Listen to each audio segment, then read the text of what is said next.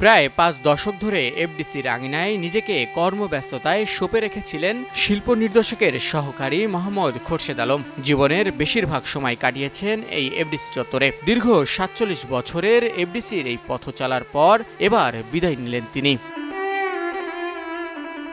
বুধবার বিকেলে এফডিসিতে আয়োজন করা হয় খোরশেদ আলমের বিদায় অনুষ্ঠান। সেখানে স্মৃতিচারণ করতে গিয়ে আবেগ আপ্লুত হয়ে পড়েন খোরশেদ আলম। নির্মাতা দেলোয়ার জাহান ঝন্টুকে জড়িয়ে ধরে কেঁদে ফেলেন তিনি। এফডিসি থেকে নিজের এই বিদায় নিয়ে খোরশেদ আলম জানান, বাবু সাহেব এই কোরবানিদের আগে আমার সাক্ষাৎকার নিচে নেওয়ার পরে এই পর্যন্ত বাবু সাহেব কোনো দিকে কোনো মিল খাওয়াইতে পারতেছে না।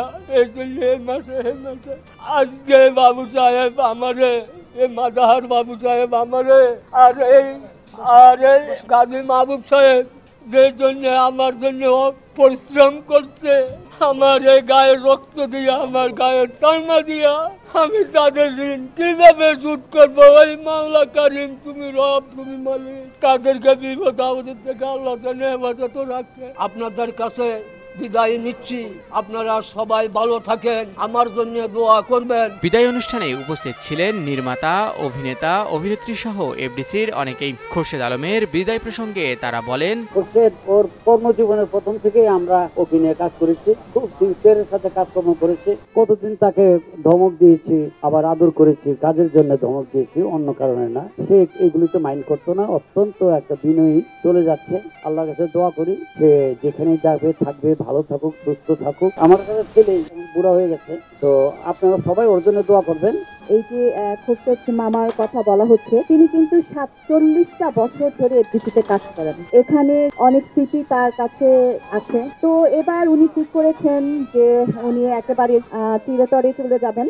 এটা আমাদের জন্য অনেক কষ্টের, তবে এতটুকুই বলবো যে উনি ওনার পরিবারে ফিরে যেয়ে, ওনার গ্রামের বাড়িতে ফিরে যেয়ে যেন সবাইকে নিয়ে ভালো থাকতে পারেন। আঙ্কেল আমাদের সঙ্গে অনেক বছর কাজ করেছে, আমি একদমই খুব অল্প সময় পেয়েছি। আল্লাহ ওনাকে ভালো রাখুক, ওনার সঙ্গে এতটুকু সময়ের জন্য থাকতে পেরে অনেক ভালো লাগছে। উনি ভালো থাকুক, এটাই অনেক অনেক দোয়া কামনা।